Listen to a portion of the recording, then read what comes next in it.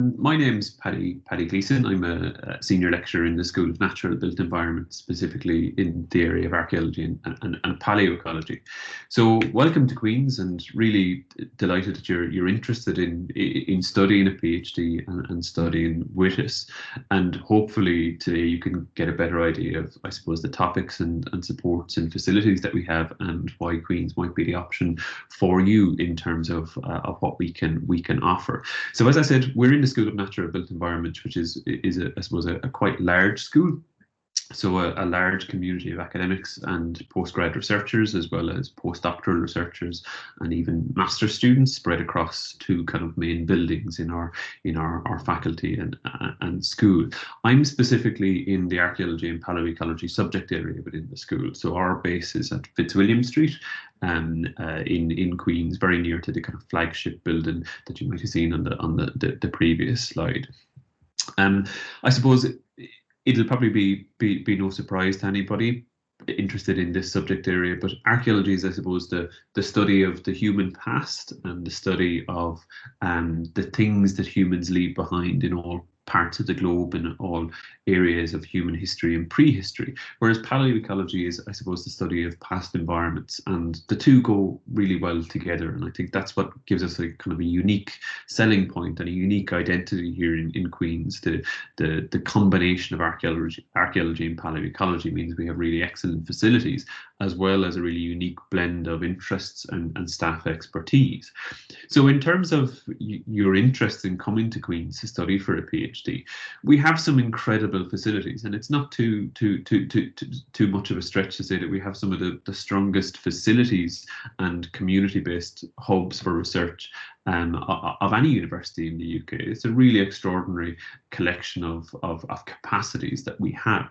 That includes the kind of flagship 14 Chrono Centre for Climate, chronology and the environment, and specifically that's a centre that has its own radiocarbon dating laboratory.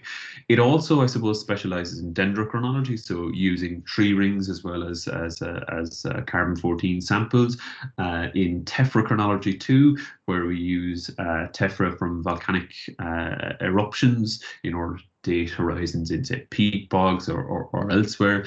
We also have other palaeoecology laboratories specialising in palynology, so the study of pollen to reconstruct past environments, as well as having human and animal bone laboratories with reference collections for human bone and animal bone, as well as an isotope facility, the stable isotope facility that allows us to do isotopic research in both carbon, nitrogen, sulfur, hydrogen, and oxygen. So a really incredible facility to have. And then in terms of more kind of conventional archaeological facilities, we have an imaging laboratory for 3D printing, laser scanning, and high-powered photography.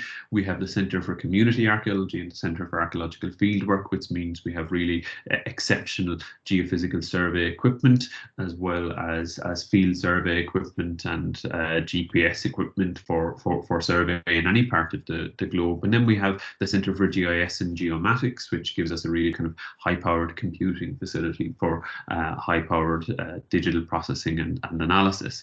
We also have, and I suppose all of these facilities come under the Heritage Hub, which specialises in I suppose the cross-community and cross-faculty collaborative network of researchers engaged in heritage action and heritage research. So that's not just limited to archaeology and palaeoecology, but includes researchers from other different disciplines too. So in terms of who we are, then this is our team. This is our staff in terms of the permanent academic staff in the department. So on the top left you have Eileen Murphy, who's our head of discipline at the moment, and she's a lecturer in bioarchaeology and specialises in human bone and isotopes. This is me without a beard, and I'm a lecturer in medieval archaeology, and specifically in the study of royal landscapes and religious places. This is Dirk Brandherm, who is a lecturer in prehistory, and specifically European prehistory in the Bronze Age and Iron Ages.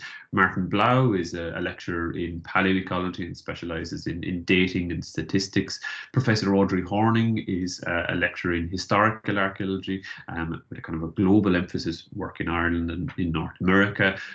Millie Leroy Roy is a lecturer in human osteology and human prehistory. David Brown is a specialist in dendrochronology, so tree ring dating. Colin Donnelly is a specialist in later medieval archaeology as well as in archaeological fieldwork. Will McGarry is a specialist in Aegean prehistory as well as in heritage, climate and heritage, and in the use of geospatial technologies to study the past and manage the past. Caroline Malone is a lecturer in prehistory, or professor of prehistory. Professor Paula Reimer is a specialist in isotopes and dating, and she's the director of the Chrono Centre.